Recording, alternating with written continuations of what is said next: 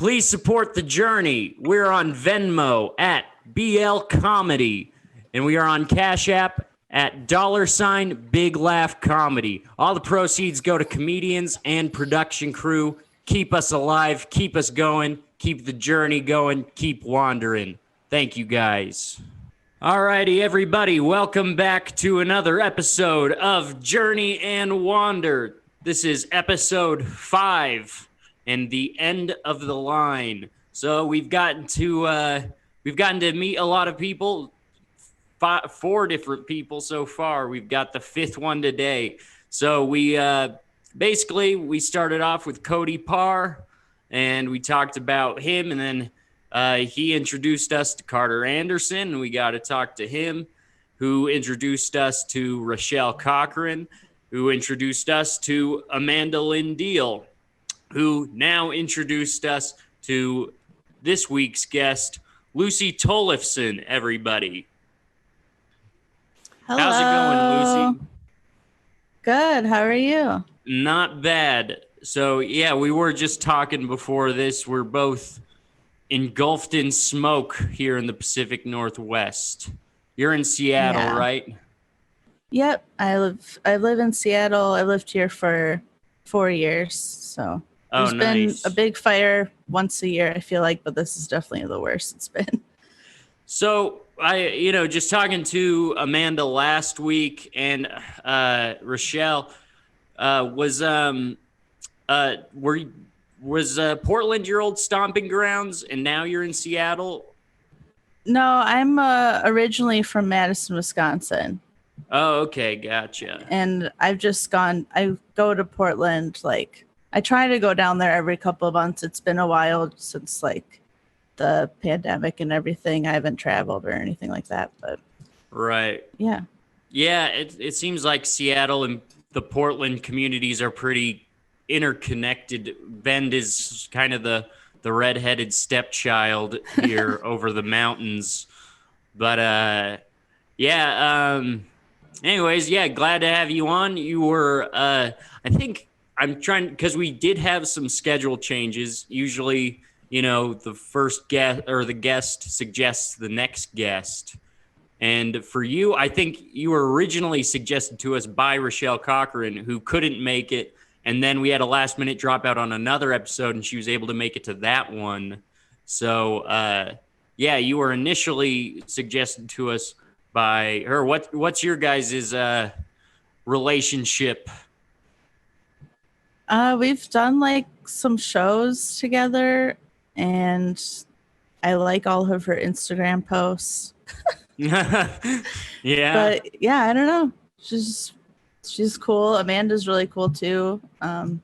They've booked me a couple times when I've been down there, so grateful for that too. But yeah, nice. Everyone in Portland is pretty cool. That's why I like going down there. Yeah. What do you think of the Seattle scene? Is that do you like it there? Do you feel like you thrive there? Yeah, I like it.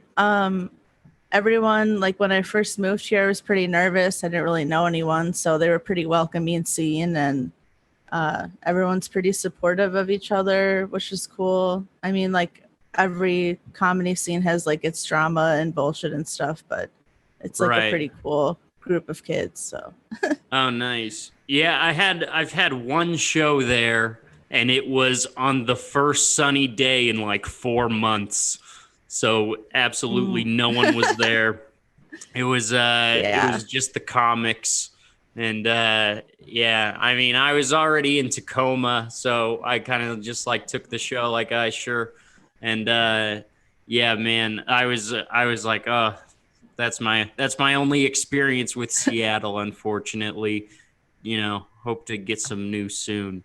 But, do you have anything you'd like to plug? Instagram handle, anything upcoming? Yeah, my Instagram is @LucyTComedy. So if people want to follow that, my Twitter is also the same. And then I have a podcast that I started during this quarantine with another comedian, Jim Weber. It's called Mind the Gap. He's a boomer. I'm a millennial. So we kind of just discuss things from our different generational perspectives and have different guests from other generations and stuff. Just talk about different stuff. So the Nice. 10th episode comes out this Friday. There's new episodes every Friday. Where can they find that at? So there's an Instagram for it, which is at @mindthe__pod. But it's up on Anchor, and then Anchor puts it on like everything. So anywhere you stream podcasts, you should be able to listen to it. Nice. So Mind the Gap. Check that out. Let's see. Let's just jump right into it here. We get to the first question. So what is your journey? Basically, if you're to describe to us, like, I don't know, the meaning of your existence as generally as possible, like what, in everything you do, what is it serving? Yeah, that is such a hard question, but I wish I knew my purpose. But I think it's, wanting to connect with other people to make them not feel like as alone, usually through jokes. I used to play music too, but just kind of connecting with others, making them laugh, making them feel less alone by sharing like my story and stuff like that. Wow. Yeah, it's probably our most different one so far, because usually it's all just directly to make people laugh, which is what I should expect getting comedians. But, mine, I guess if I were to summarize it generally, because, you have a goal and it results in getting laughs. And I feel the same way, because like mine, I just want to create I want to accumulate an interesting enough perspective to be able to captivate people. And I think, it's presented itself that way through comedy.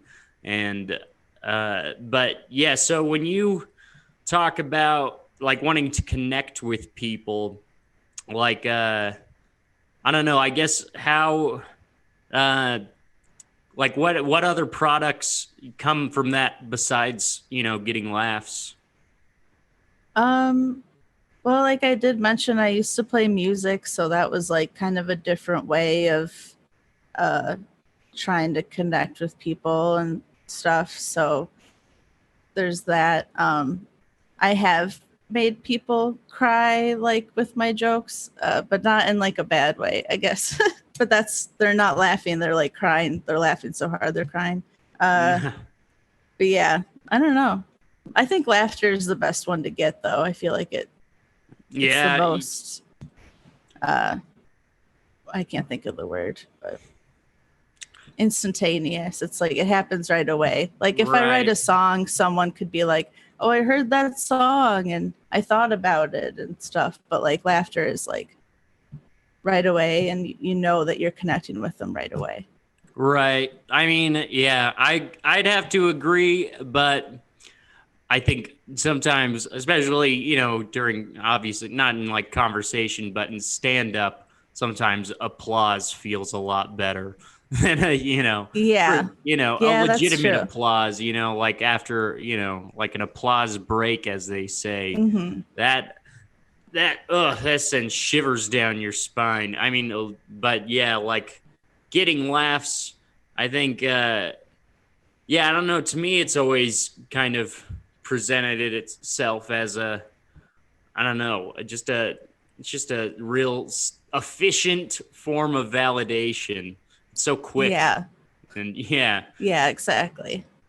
And so when you, I guess, like when did you like kind of first start getting laughs? Was that like kind of early on? Oh yeah, I mean, I'm sure like before I can even remember, but definitely as a kid, like, I really enjoyed attention and getting laughs that way. And like school, like I was always trying to be funny in class and that kind of thing. So yeah, definitely like an early on thing. And then later, we'll probably talk about it. Yeah, we'll get on to that. Actually, yeah, we can get on to the next question here. So let's do it. What inspired your journey because you say it's connecting connecting to people. Yeah, what brought that to be? I think like the way that I felt connection to like the comedians I looked up to and how that made me feel and stuff. So like my first favorite comedians and still my favorite are probably like Patton Oswalt and Maria Bamford. And like they talk a lot about like their struggle with mental illness and that kind of thing. And I really like that. And I feel like that inspired me to like maybe I could be that for someone else. Yeah, I really So I connected think to that that stuff in high school. Patton Oswalt, Mike Birbiglia is a good one for that. I don't know what your thoughts on him, but to me, that he always kind of filled that same kind of niche that Patton did with the mental health stuff. But one that I haven't seen yet is Gary Goldman's new special where he gets into a lot of that. Have you seen that? no, I haven't watched that either. Oh yeah, Oh wait, do you not know Mike Birbiglia? No, I know who that is. Oh okay. And wait, but do you know I'm Gary saying I Goldman? haven't seen the new. Yes, but I haven't Oh seen his okay. new special. Oh Sorry. okay. Gotcha. I thought you meant either, as in like I didn't know. I don't know him or Mike. No, I What, know who really? they are. Yes. Okay. Yeah. That no. It'd be really weird for a comedian to not. I feel like Yeah, at least, I know. like, know the names, but Yeah. I don't know. Who knows? Yeah. Well, I mean, I didn't know of Gary Goldman until fairly recently, and he became like one of my favorites right away. I mean, he's one of those ones that I had always like heard every now and then on Pandora, but never really paid attention to what their name was or anything. But yeah, so yeah, and Patton Oswalt, I just rewatched all of his Netflix ones over quarantine, and goddamn, I forget how really good they are. They are some crazy good specials. Like, I mean, the one where he talks about his wife dying, like he makes it so hilarious without taking any of the sadness away. It's nuts. Like I think when he's taking his daughter to school and they're like, "When your wife died, were you sad?" And he's like, "Yes, I was. I was very sad."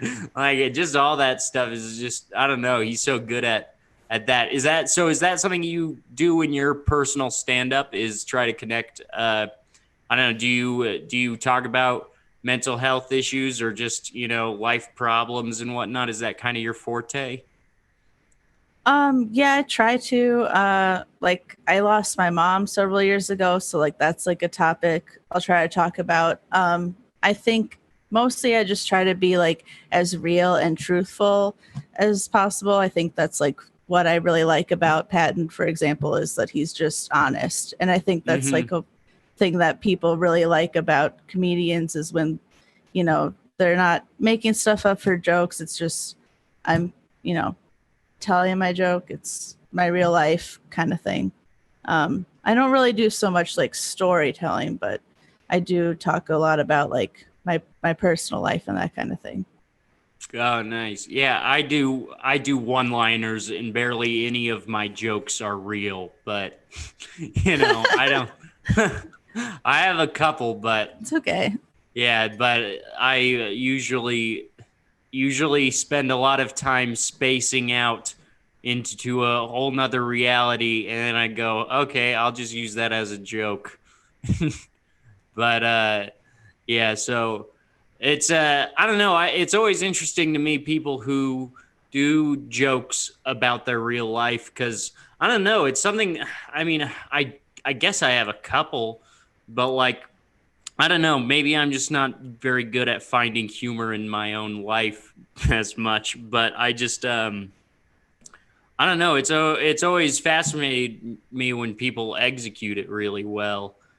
And yeah, because I think it does have like that extra amount of connection, like you were saying. Yeah, exactly. And I think a lot of it does come from me using humor as a coping mechanism. So, like, even before I was like performing comedy, if something, you know, terrible happened, I would make some kind of sarcastic, dark joke for it. So that kind of just developed into actually doing stand-up, I guess. Right. And how long have you been doing stand-up? 4.5 years. Oh, nice. My first open mic that I performed at was like January 2016. So, Oh, nice. So but you I was writing started before that. I before just you went was to nervous. Seattle? Yeah, I did. Oh, okay. And how was that change going from, wait, where was it that you were from? I'm from Madison, Wisconsin. Yeah. How is So, it going from there to Seattle? I bet that's a pretty different audience. um, yeah, I mean, they're kind of similar towns. Well, Madison's a town, Seattle's a city, but similar in a way. My first open mic was actually in Austin, Texas, Oh, nice. because I had wanted to try stand up for a while. And I was like, I had been hanging out in the comedy scene in Madison. So I was nervous for my first time to be in front of all these people that I knew. So when I Right. was visiting my friend in Austin, I was like, hey, let me try this here where I don't know anyone. And if it goes bad, like no one will ever know. But it went pretty well for like a first time. And so I just stuck with it. Nice. Yeah, Went back I home and started at kept it up. music open mics for the same reason. I didn't want to be I wanted to at least know how to get some laughs before I came into the comedy scene, even though it's just Ben. Yeah. I was just like, I'd so much rather just, I don't know, get this out of the way in front of people who aren't doing comedy as well. Because the musicians were just like, hey, you're doing comedy at all, you know, that's brave. And while the other comedians are just like, yeah, that's just what we do, you know. Yeah. I don't know about your experience with that, but I have done. I've tried to perform comedy at some music open mics mostly back home, but it's never goes as well as like a comedy open mic. I feel like because the audience is expecting music, so they're not really listening to you. They talk over you. I feel like it's a lot harder to do music Well, open mics than I think it depends. It depended on which one. Like there was one that was at like an that makes outdoor sense. food truck place, and that was hard to get their attention. But when I finally learned to get their attention there, that was really cool because that I felt really accomplished. But it did take a lot of work to do that, and it was like because every Yeah. time you do it, it's just everybody having conversations, you know, eating while listening to music, Mhm. and then yeah, you go up and are just like ask for their attention, and that's always really hard to do. And then, Yeah. but there was one I had where it was like a part. It was like kind of a poetry, storytelling, and music open mic where they made the audience kind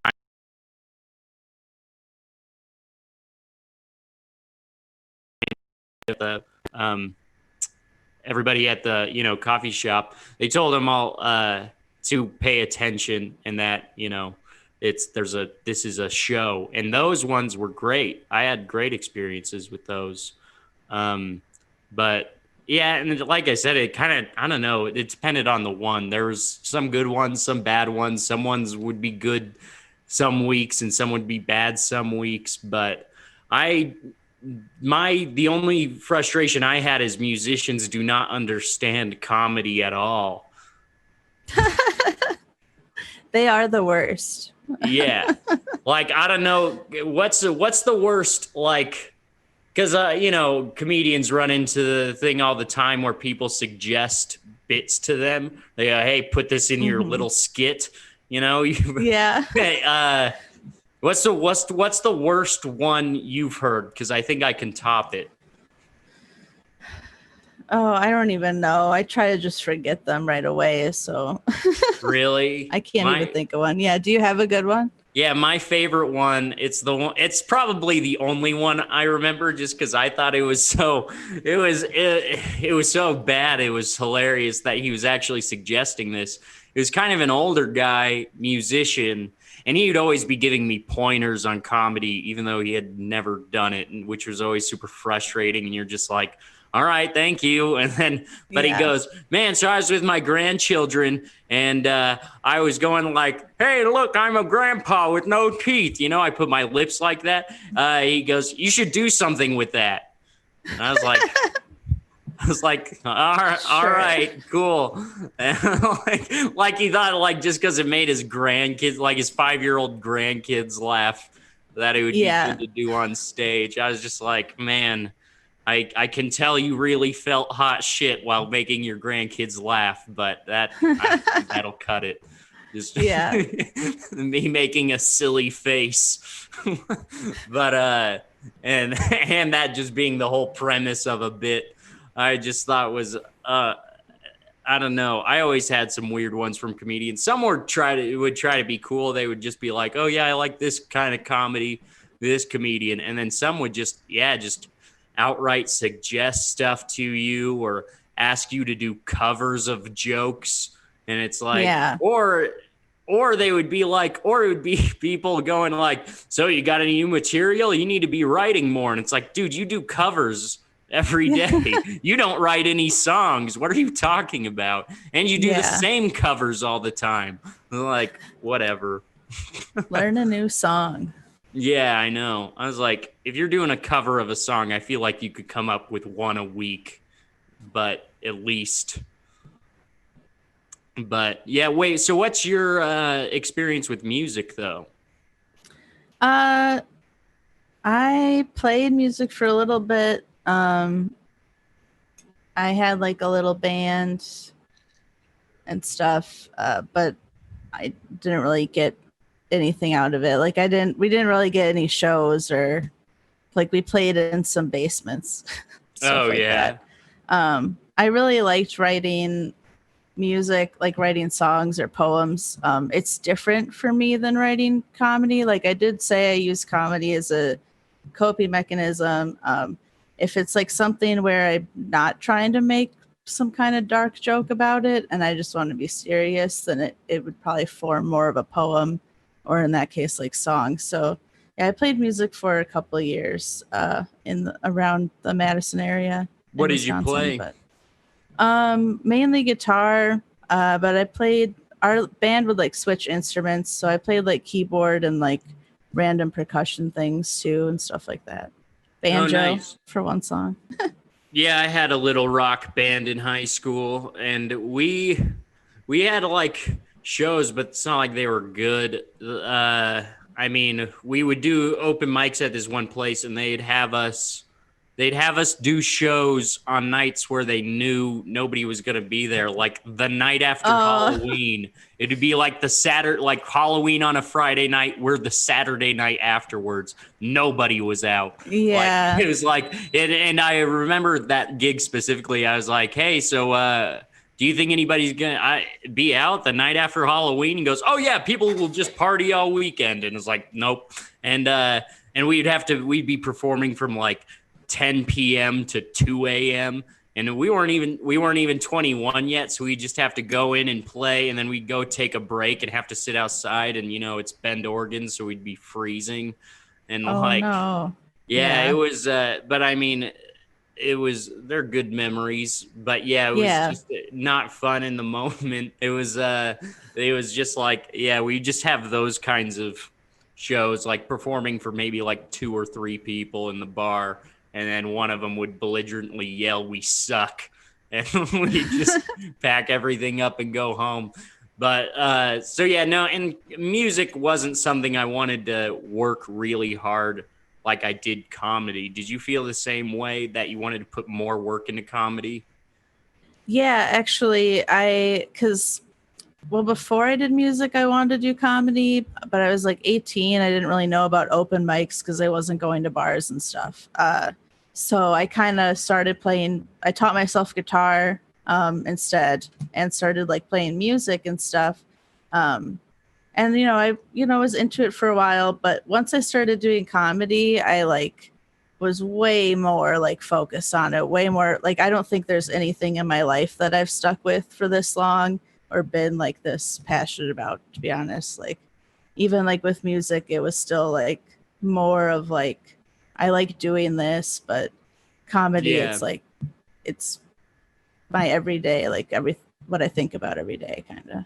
Right. Well, let's move on to the next question because we're kind of in that realm right now. So, how did you start your journey? We talked about your first open mic. We talked about you playing music, and the journey being wanting to connect with people. I guess what were your first like experiences with that, where you went, this is something I need to do every day? Well, I do have like a joke about it in my bits and stuff, but my senior year of high school, like all my friends were talking about what they wanted to be when they grew up and what they wanted to go to school for, and like I wasn't really sure, and I asked them like what they thought I was good at, and they said that that I was funny and good. I was good at connecting with people and good at making people laugh. Like that's all they said, which okay, like I guess that's all I'm good at, but that, Yeah, they're saying, they're talking to the other people, you're so studious, you'll be a great student someday, you'll go on to the medical field. Hey, you're funny. Yeah, exactly. Like one of those people actually is a doctor now, so that's wow. But yeah. Yeah, I remember so I in think 8th grade the teachers gave everybody most likely to be blank awards.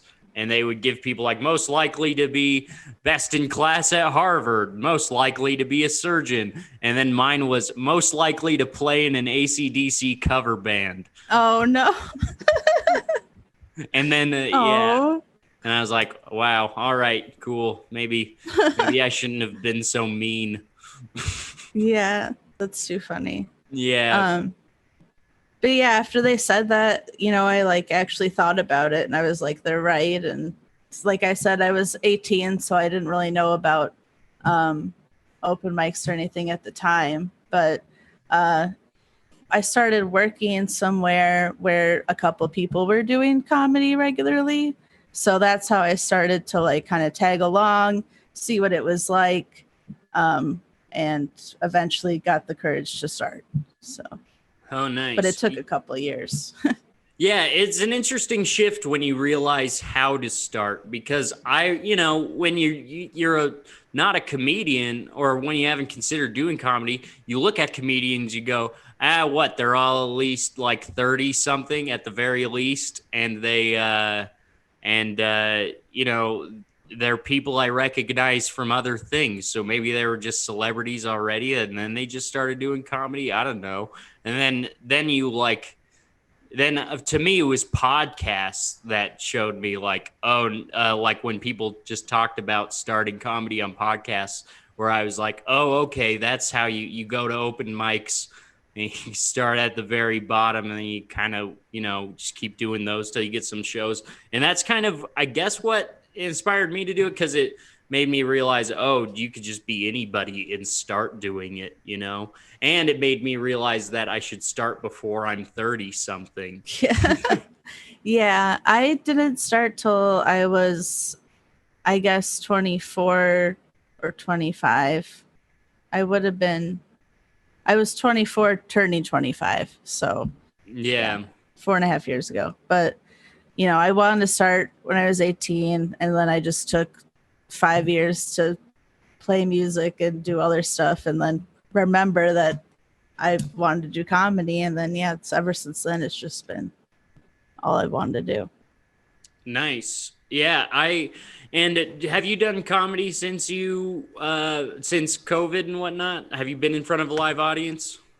I did one Zoom show, and then I did this like 420 special thing that kind of had like an audience, but it was more like a quiz thing, and they showed my comedy.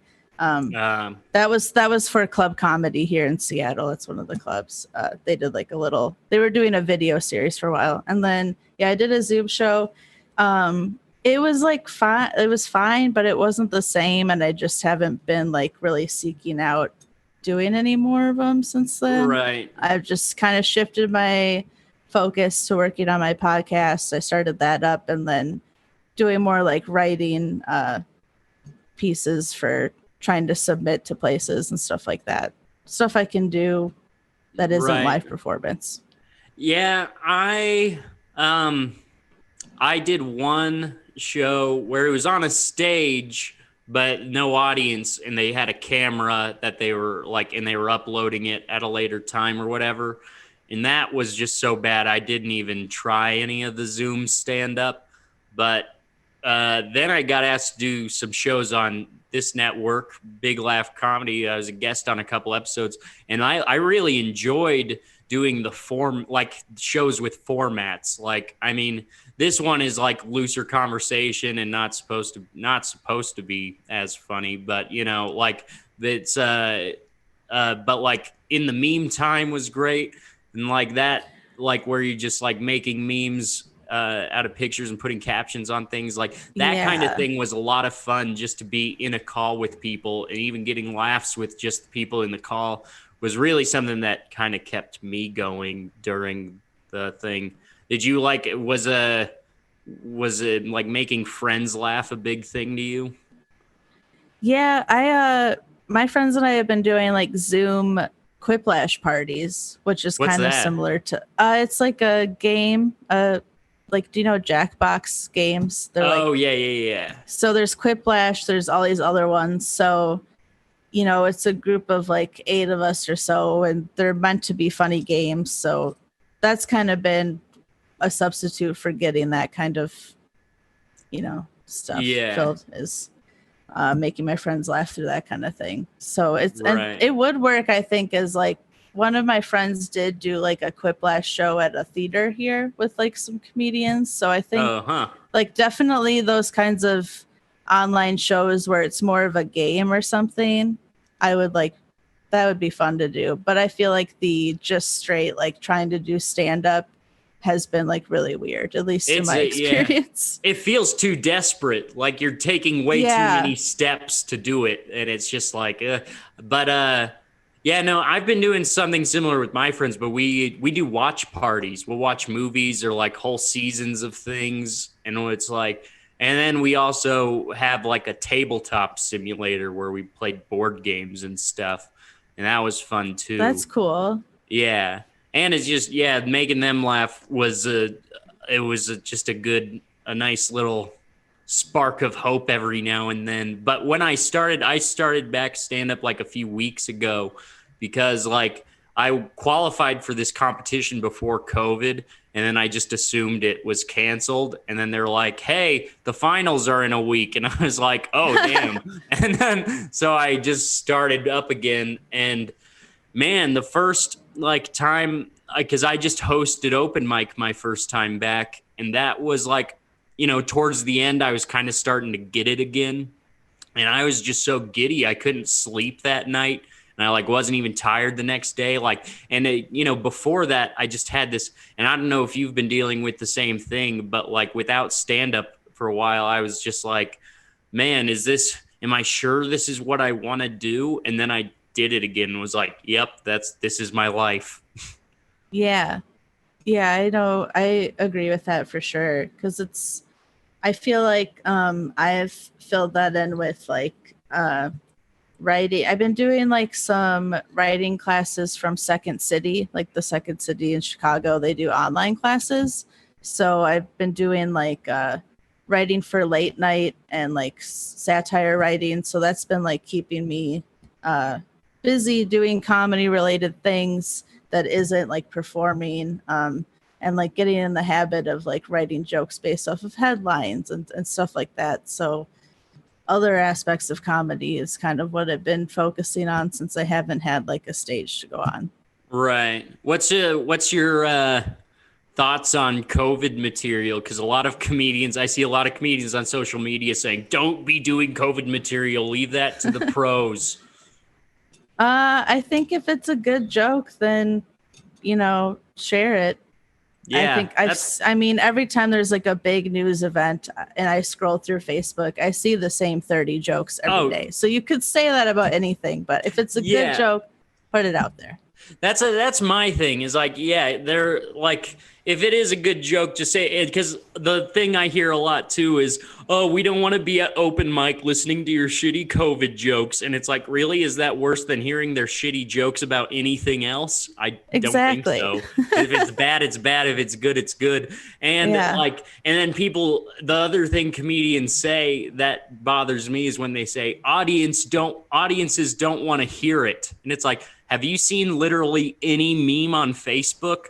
It's all that they want to share right now is jokes about COVID. People want to, and like part of me, like, I mean, it's not like I intentionally try to write jokes, but if I think of one and I think it's funny, then I'll say it, you know, but like I don't know, you just see like, because my thing with it was, I'm not going to refrain from saying it because it almost feels like, are they even emotionally invested in anything else to laugh at it, you know? Turns out they do like the escapism as well, but they do appreciate, I found at least so far a good COVID joke that hasn't been, you know, coronavirus now with Lyme disease. You know, they don't want to hear that. Exactly. Like how many comedians posted that? But yeah, I mean, people, they're thinking about it and they want to, you know, relate to you. Like that's how you can connect with them is everyone's going through it. Everyone can relate to that. That's a good reason to joke about it, I think. Yeah, I think I made a post where it was like two doctors talking to each other. And this was at the very beginning where it said, all right, we need to name this virus. We need to give this virus a name that people can make jokes about, but they can only be the same exact two jokes. And the other doctor's like, oh, I got one. Like, because there was like, for like at least a month, there was maybe 3 jokes that would just circulate constantly. Now they've gotten a bit better, but yeah, especially now that they've got more material to work with. Yeah, now that we have like 30 things going instead of just that. Yeah. Now that things have escalated, there's plenty of things to joke about. Yeah. Or try to.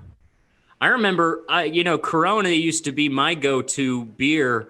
And then, like, I just got tired of every time I wanted to relax and get a drink. Like, this is before, like, we really took it. Like, this was when it was, like, still in, like, maybe not in the Pacific. Like, we had, like, a couple cases in the U.S. and people were still like, oh, who knows what it's going to be like. There were some people predicting economic collapse or, some people were predicting this. But I would go to a bar and just be like, yeah, Corona, please. And then somebody at the bar would be like, hey, we're all going to die. And I was just like, I'll have a Modelo. Thank you. Yeah. So, but yeah, like, I don't know, it's, like I said, with Corona material, if it's good and original, I would really like to hear it. I don't care if you're a pro or not. Hey, dude, have you finished that video yet? Yeah, I'm working on the video right now. Hey, dude, the Zoom call is at 6 p.m. At 6? Yeah, that should be fine. I can make that work. Hey, dude, the Zoom call actually got pushed to right now. Hurry up. What? When did that happen? Hey, dude, I just got your video. Great fucking job. Thanks, Brandon. I appreciate that. Hey, dude, I'm actually gonna need you to make a couple changes to that video. What? You just said it was fine. I know what I said, dude. But the powers that be asked for some changes. The powers that be? You're the boss. You're the powers that be. Redo the video. Just redo the entire thing. Mother! Is your boss a pain in the ass? While you can't always choose your employer, you can choose how you handle stressful situations. Try Elevate. It protects your brain so you can remain focused, and it helps you to relieve stress. That way, you can handle the most difficult task and the most difficult people. If work has you stressed out, try Elevate. I feel a lot better. Mother! And use code PLC at checkout to get 15% off all products. Yeah, let's move on to the next question here. So, what are some notable obstacles in your journey, and how did you overcome them? And or maybe ones that you haven't overcome yet. Um, well, a couple of them, like I did mention earlier, when I was like 22, my mom passed away. So that was like a big life obstacle for me in general. And like right around that time, I was like in an abusive relationship too. So getting through and like working through all that has been a really big obstacle. But I think that comedy in part has helped me a lot with it, not just as like a coping mechanism, but like the people I've met through it, and like just it inspired me to move and stuff like that. So yeah. And then right now, obstacles, I don't know. But those are the ones that I've had to go through. It's a couple of years of my life where I was in a really bad depression. But I think getting involved with comedy and moving across the country definitely helped. And yeah.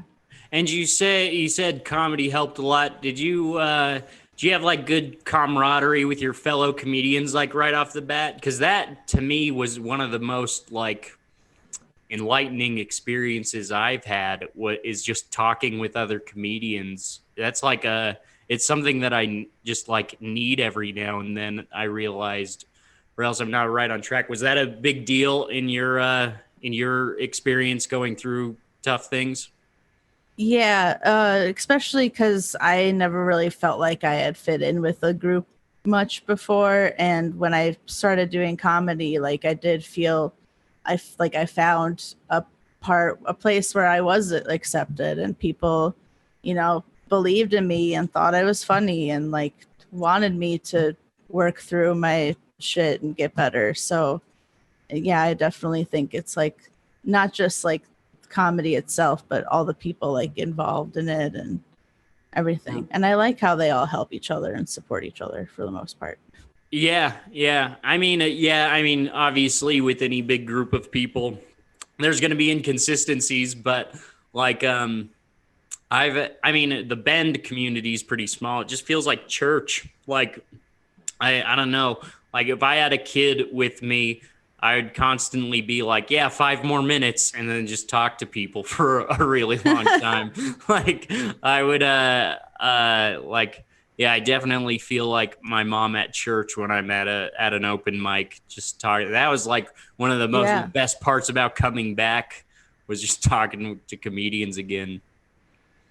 Yeah, I definitely like miss the socializing, just like hanging out at open mics and, that kind of thing, which is why I like, I like doing like the Zoom chats and stuff, because you get to see everyone's face and it's kind of similar, and right, like, try to work jokes on people and stuff like that.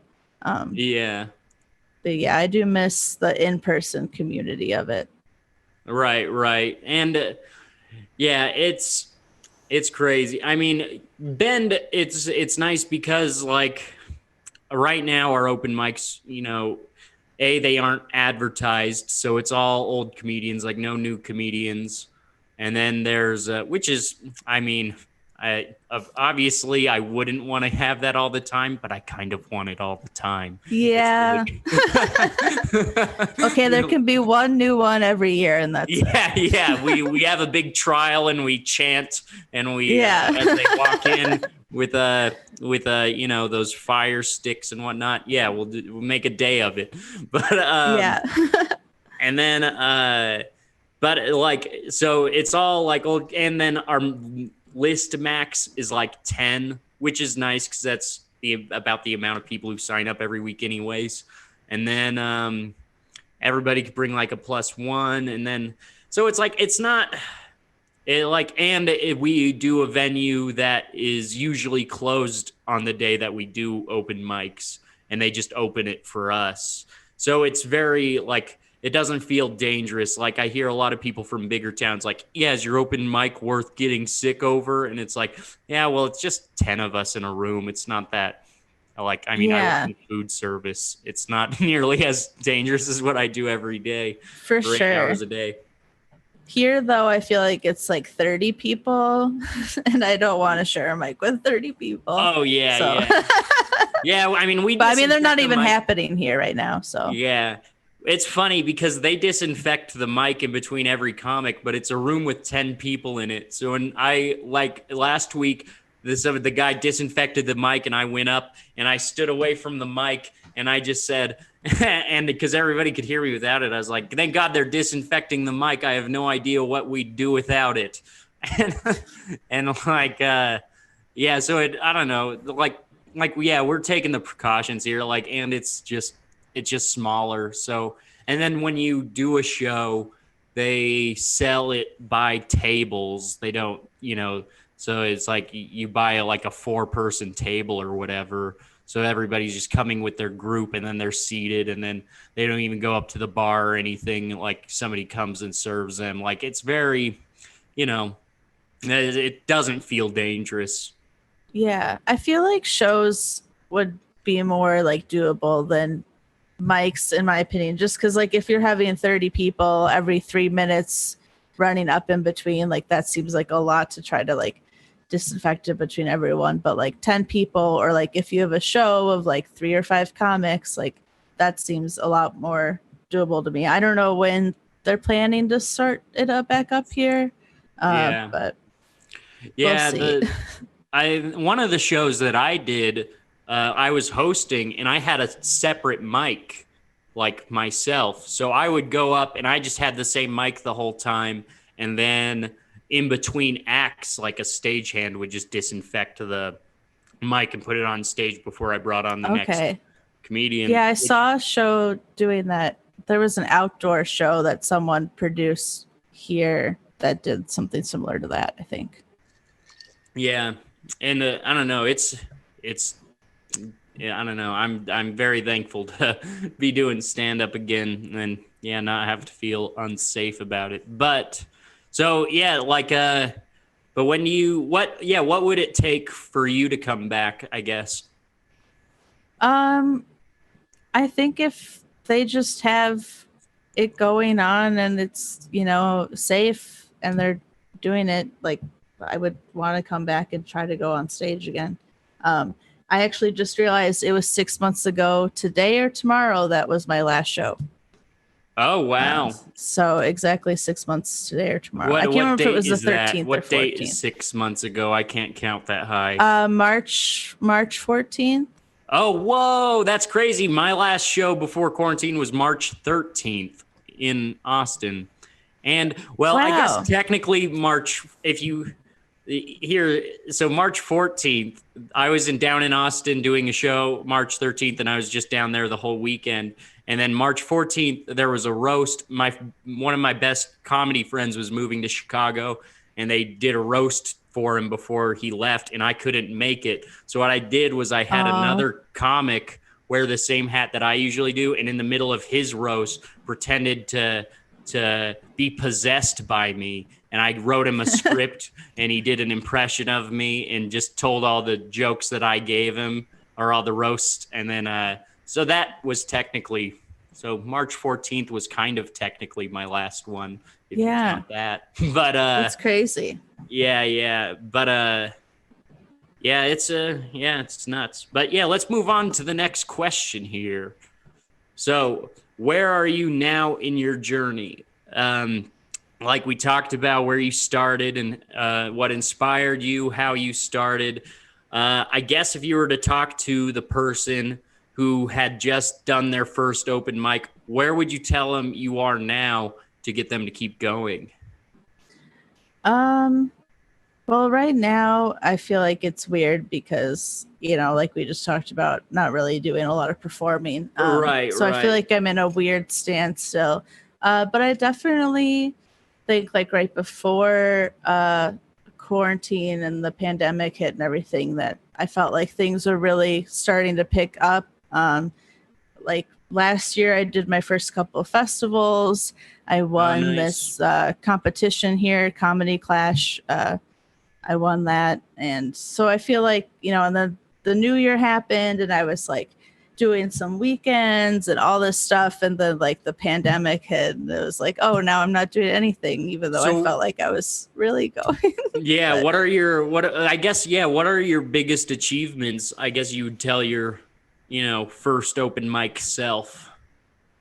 just that keeping at it and submitting to all the like festivals as possible, because I finally got into some, and I was gonna do a bunch this year that all got canceled. So Yeah. I think I had the same deal. I was like I was always doing like fairly decent, and then like 2019 to March, I was like, whoa, I'm really picking up here. This is gonna be a really good year. And then I was in denial about the virus for so long, where I was like, it won't ruin any of this, I'll keep these headlining gigs and whatnot. And then like it just boom, gone. And then so like, yeah, I don't know. That was really disappointing to just lose lose your speed all of a sudden. Yeah.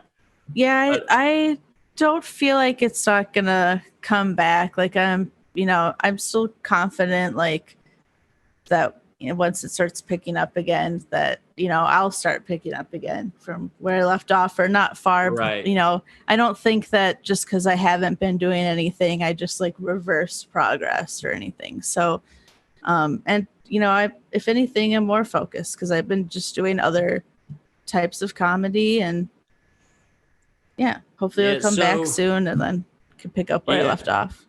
So you are optimistic about coming back. I just wanted to say too. So you said you've only been doing comedy like 4.5 years or whatever, which is longer than me. But like I just and then you said you started to do festivals and whatnot, because it's you coming from Seattle. It's very interesting because of course Bend, it's easier to get on top of things and get shows just because you have less competition. But when I talk to comedians in bigger cities, they're like, yeah, I've been doing comedy for 5 years and I got my first 10-minute set coming up. And you're like, wow, what? Is that not as common as I think it is? I think it depends on the comedian. I don't know when I feel like I have my first 10 minutes was probably like a year in.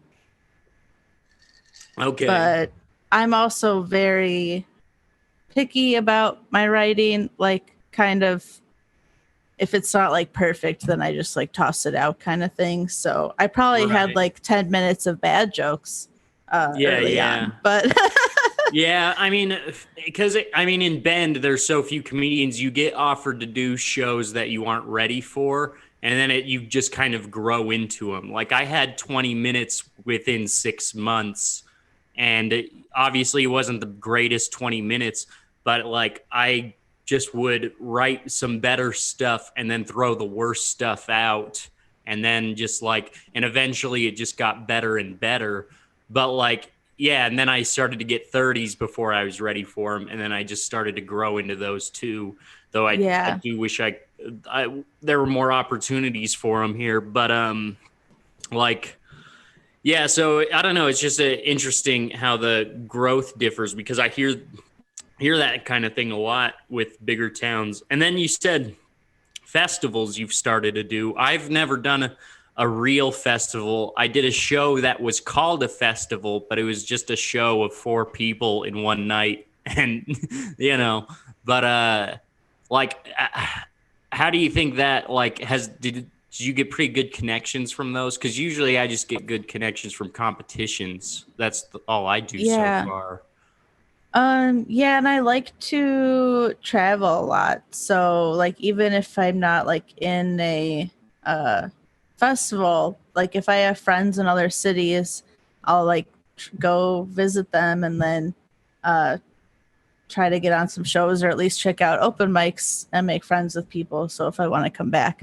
And I think that going to like traveling a lot and performing a lot in different cities definitely helps my comedy, because I can see what's more universal, what's only funny in Seattle, what only works Right. in the Midwest, that kind of thing. So I think it's important to perform and is all over. Yeah, it's Anywhere always you can the go. same Yeah. feeling if you perform in a town you've never done before, like, because and then like it's just, I don't know, there's so much tension that you feel all day, and then you get that first laugh, and you're just like, oh, thank God, I'm funny here too. Like, Yeah, it's, exactly. you know, Like, oh, what if they hate me here for yeah, once? yeah. I don't want to be stuck in Bend my whole life because that's the only place that thinks I'm funny. Yeah, so that Yeah. like you know, that's always a huge relief and very validating when you do go out of town and get a laugh. But speaking of just where are you now in your journey? What do you think of comedians nowadays that are saying comedy is dead? I don't know. I don't think it is. Yeah, I think those people aren't usually funny. They're usually upset because they're not funny, and they're just trying to say that it's dead so that no one else could be funny. Yeah, that's kind what of I what think. I thought. But part of me thinks are they saying it's dead for now? Because that I could kind of agree with, like, especially if you mean stand up. Like, is Yeah. it because, but it, like, or are they saying audiences don't want funny anymore? Because I don't know, because that's definitely not true at all. Yeah, that's not true. Like they think, oh, people are going through hardships, they're not going to want to laugh anymore. It's like, what? Do you even know what people are? Like, yeah, they want to laugh.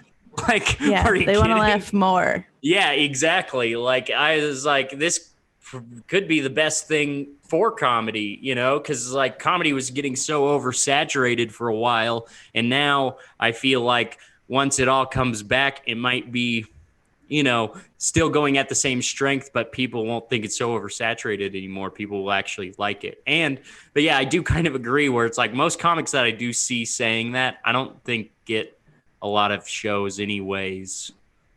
And They're you know, usually the same people that are like, oh, the like PC is ruining everything. Like, oh yeah, they're just yeah. upset because they can't make like racist jokes or something. So they're like, comedy is dead. But Yeah, it's yeah. like, no, I think Yeah. you just suck. Yeah. And those are the people who say PC culture is ruining comedy too. Yeah, it's obvious. It's, you know, I mean, I'm pretty clean, but I have my like on the edge jokes. And it's like, as long as they don't have an opinion, you can joke about anything. Like, as long as you're not saying an opinion, you can really joke about anything nowadays. Like, I mean, look at like Anthony Jeselnik. Like, yeah, I'm sure PC culture jumps down his neck all the time, but he's not like canceled because he Right. doesn't really say a real opinion. He just kind of has like a character or whatever. Yeah, exactly. And yeah, I guess, I don't know. People don't. And I guess, you know, the people you're hearing from have the worst understanding of comedy. So it's not like Yeah. It's not like you That's can true. expect the people, you know, it's like they're showing a side effect of not understanding comedy. Well, maybe if I try to explain it, they'll understand. It's like, no, that's, you know, but Yeah. yeah, I don't Lost know. cause. It's definitely interesting. And so yeah, you would, as far as thinking comedy is dead, you would be pretty confident coming, like if the virus was completely eradicated tomorrow, you'd feel pretty confident coming back tomorrow. Yeah. Well, maybe not because I haven't written a lot of new jokes. So I feel like people would make fun of me for that. But Oh, yeah. but yeah, Well, I'd I be mean, there. Neither have I. I've written like maybe 5 one-liners since quarantine, like, which is, you know, 30 seconds of material. So like, Yeah. it's not like I haven't written a whole lot at all, just because, yeah, it's like that the tension made it hard to write, and then also just not doing stand-up made it hard to write. Like, it feels like you're just shooting in the dark, you know? Yeah, since I'm not like going to mics all the time, I'm not like feeling a need to come up with things to say while I'm at them. So I'm not Right. like, I've written down like ideas for bits, but I haven't like worked on them because I haven't like been going out. But whenever in a month or 6 months or whatever, whenever I can get back to it. They'll start to be fleshed out eventually. Right. Well, yeah, hopefully we get to see you on stage soon. Do you want to give your plugs again before we head off here? This is usually where we ask who's somebody that's inspired your journey, and that's who we have on the next episode. But because this is the last episode of the branch, I guess we don't have you doing that. But is there somebody that has inspired you that you'd just like to give a little shout out to? I don't know. I think this question was actually hard for me, so I'm glad I don't have to really answer it. But because like I said before, I feel like there's a lot of people. I mean, the whole community, like back home in Seattle and Portland, like, you know, a lot of people are really great. And also, I'm grateful for the people who didn't believe me, because, you know, right. it pushed me, you know, out of spite to be better, to show them that they were wrong. So even like the people that don't believe in me, I'm grateful for. Nice. Yeah. But I definitely relate to that, because before I did comedy, I ran into the old drummer of my band at the store, and he's like, "So what are you doing?" And I was like, "Oh, I think I might try stand-up comedy." And he went, and I was like, "Okay, I'm going to do comedy so hard now." Yeah, just because of you. Yeah. Yep. Exactly. Those are the people I'm grateful for. Yeah. But so yeah, do you not have anybody specific then that comes to mind as far as like the most that you're grateful for? I think the big one for me is when I was back home. I mentioned I was working at a sandwich place where some people were doing comedy. One of them was the manager of that sandwich shop. So he kind of introduced me to the scene and like made me feel like comfortable trying to start it, and like encouraged me to start comedy. Was also like a really good friend for me when like my mom passed away, because he had lost his parents. So, you know, he'd connect with me on that level. So he was kind of like a big brother. But that's Spencer Brooks Graham. That's his name. He was just a guest on my podcast, actually. Nice. Yeah, he's still doing comedy, or at least when COVID happened. Yeah, before. Nice. Yep. Back in Madison, Wisconsin. So yeah, he's. Oh, nice. Probably a big part of my journey. Yeah. So what's your plugs again? Let's just do those. My Instagram is at Lucy T Comedy, which is also my Twitter, so you could follow me on both those. And then my podcast has an Instagram, which is mind the _ pod. The podcast is called Mind the Gap. It's with me and Jim Weber, and you can listen to it on Anchor, Spotify, or wherever you listen to podcasts. All righty. Well, this has been the final episode of the first branch of Journey and Wander. This week was Lucy Tollefson.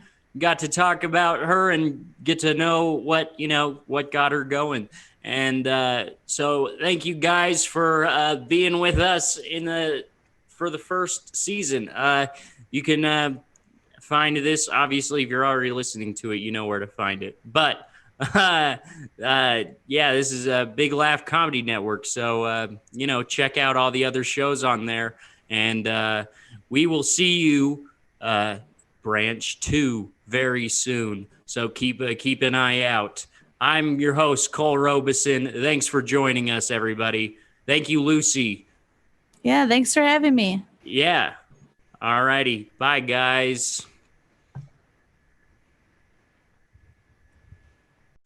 Please support the journey. We're on Venmo at BL Comedy, and we are on Cash App at $ Big Laugh Comedy. All the proceeds go to comedians and production crew. Keep us alive, keep us going, keep the journey going, keep wandering. Thank you, guys.